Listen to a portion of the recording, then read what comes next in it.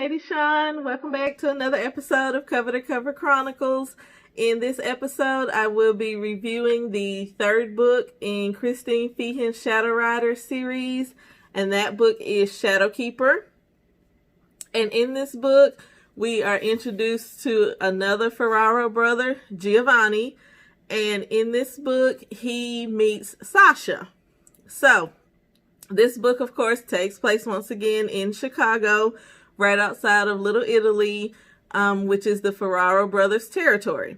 So, in this book, Giovanni is known as one of the biggest playboys in the Ferraro family, and he is at a nightclub with a couple of his cousins, of course, from out of town, when he runs into Sasha, who at this point happens to be a new waitress in one of their clubs. And she is filling in for a waitress who is out sick, and so she is working the VIP section. And while she is up there, she happens to overhear Giovanni having a conversation with some of his cousins about a game that they're going to play with some of the women in the club. And of course, Sasha is not pleased about this at all. Sasha is from a small Wyoming town, and she grew up on a ranch with her family. What brings her to Chicago is that her family was in a bad accident, and her brother ended up suffering a serious brain injury. And in the process of taking care of him, she finds that one of the best doctors is located in Chicago. So she moves there to help take care of her brother and to get him the help that he needs. So she is working 2 jobs in Chicago to pay for his care. And one of those jobs just happens to be at one of the nightclubs that's run by the Ferraro family. After running into Giovanni there, they end up hitting it off. Of course, he is a playboy.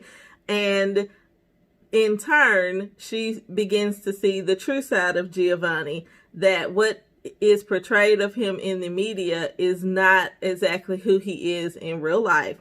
In the midst of this, we end up finding out that Sasha has a stalker, and he is seeking to not only get to her, but also her brother, who is in a secure facility. And in the process of all of this, Giovanni and his family have to rally together to try to help protect her from this stalker, and also to figure out who it is and to take care of her brother as well.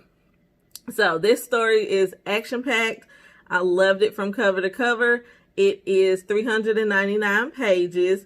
And let me just say that those pages are steaming. It doesn't take long for Sasha and Giovanni to heat up the pages of this book once she realizes that he is not the playboy that she first mistook him for. We also run into our same favorite characters in the family again. We have Stefano and Francesca. We have Rico and Mariko, as well as the rest of the Ferraro brothers and their sister. We also begin to see some of the backstory emerge for some of the other brothers and sisters who will show up in some of the later books.